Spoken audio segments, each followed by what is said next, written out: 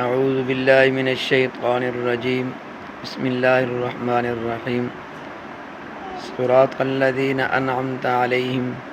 غیر المغضوب علیہم ولا الضالین۔ راستہ ان لوگوں کا جن پر آپ نے انعام فرمایا ہے، نہ راستہ ان لوگوں کا جن پر آپ کا غضب کیا گیا، اور نہ ان لوگوں کا جو گمراہ ہو گئے۔ الذین، یہ اسم موصول ہے، جمع کے لیے آتا ہے۔ اس کا معنی ہے جو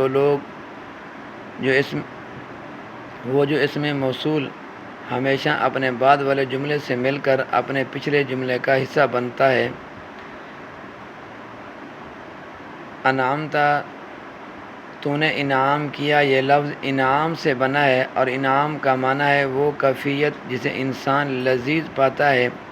پھر اس کا استعمال ان چیزوں میں ہونے لگا جو لذت کا سبب بنتی ہیں۔ سیدھے راستے کی نشانی اور انعام یافتہ لوگ اہدنا الصراط المستقیم میں جب بندہ نے صراط مستقیم پر چلنے اور قائم رہنے کی دعا کی،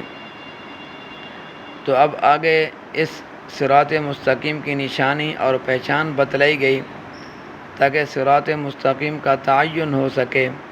محض انسانی عقل سے صراط مستقیم کا پتہ چلانا مشکل بلکہ ناممکن ہے، اس لیے حق تعالیٰ نے وحی کے ذریعے سے صراط مستقیم کی علامت اور نشانی بتلا کر معین کر دیا کہ صراط الذین انعمت علیہم، یعنی ان لوگوں کا جن پر آپ نے انعام کیا ہے۔ اب یہاں آیات میں انعمت علیہم سے کون لوگ اور کون سے انعامات مراد ہیں، کیونکہ ویسے تو اللہ تعالیٰ کے بے شمار انگنت انعامات تمام انسانوں پر ہیں، خواہ وہ انسان مومن ہوں یا کافر، مطیع ہوں یا نافرمان۔ حتیٰ کہ اللہ کے باغی اور سرکش بھی دنیاوی نعمتوں سے محروم نہیں۔ پھر نعمتیں کچھ دنیاوی ہیں، کچھ اخروی، کچھ جسمانی ہیں، کچھ روحانی،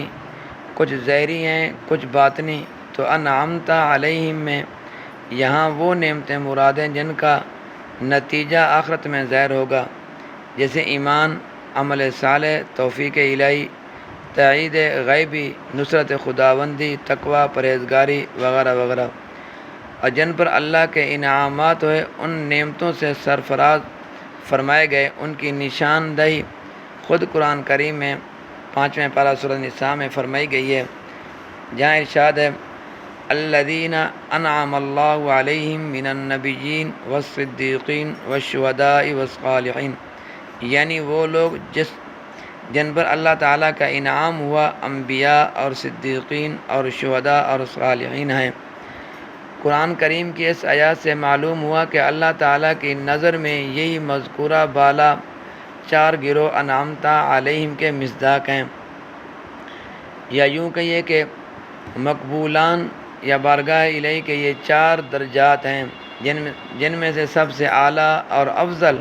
انبیاء علیہ السلام ہیں، جنہیں اللہ تعالیٰ نے اپنا پیغام بندوں تک پہنچانے کے لیے چن لیا،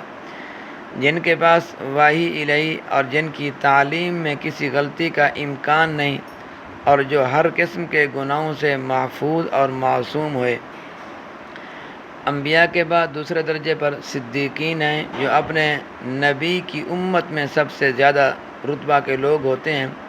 صدیقین کے بعد شہداء ہیں، جنہوں نے دین اور ایمان کی محبت میں اپنی جان تک قربان کر دی۔ دین کے لیے، الہ کلمۃ اللہ کے لیے اپنی جان قربان کیے، پیسے کے لیے اپنی جان قربان نہیں کی، دولت کے لیے اپنی جان قربان نہیں کی، لیکن اگر قربان کیے کس کے لیے کیے؟ دین کے لیے کیے، ایمان کے لیے کیے، دین اور ایمان کی محبت میں اپنی جان تک قربان کر دیے۔ ان کے بعد صالحین ہیں، جو احکام خداوندی کی ہر ممکن طریقے سے پیروی کرتے ہیں، اور جو اپنے نبی کی شریعت کے پورے متبع ہوتے ہیں۔ تو اس مذکورہ بالا آیات سے صراط مستقیم کو اس طرح متعین کیا گیا کہ ان 4 طبقوں کے حضرات جس راستے پر چلے وہی صراط مستقیم ہے۔ آگے فرمایا اللہ کے غضب میں آنے والے صراط مستقیم کے مزید تعین کے لیے یہ بھی ضروری تھا کہ ان لوگوں کی بھی نشاندہی کر دی جائے جو صراط مستقیم سے ہٹ کر نہ مقبول نہ پسندیدہ اور باغیوں اور سرکشوں کے گروہ میں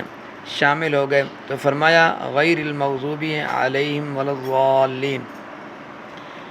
مغضوبی غضب سے ہے، یعنی وہ لوگ جو اللہ کے غضب کا شکار ہوئے،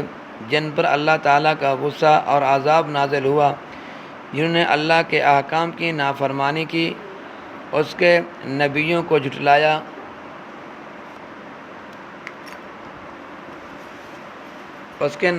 جھٹلایا اور حق کو مٹانے کی کوشش کی، اور جو اپنے اعمال اور افعال کی وجہ سے اللہ کے غضب اور غصے کا نشانہ بنے۔ ضالین جس کے معنی گمراہ کے ہیں، اور اس سے مراد ایسے لوگ ہیں جو غلط راہ پر پڑ گئے۔ عام طور سے مفسرین نے لکھا ہے قرآن کی دوسری آیات اور احادیث سے اس کی تائید ہوتی ہے۔ غیر المغضوب علیہم سے مراد یہود ہیں اور ولا الضالین سے مراد نصارہ ہیں، مگر محققین نے علماء نے لکھا ہے کہ آیات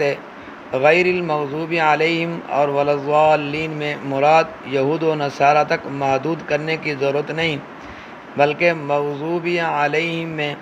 وہ سب لوگ شامل ہیں جو دین کے احکام کو جاننے اور پہچاننے کے باوجود شرارت اور نفسانی اغراض کی وجہ سے ان کی خلاف ورزی کرتے ہیں، یا دوسرے لفظوں میں احکام الہی کی تعمیل میں کوتاہی یعنی تفرید کرتے ہیں،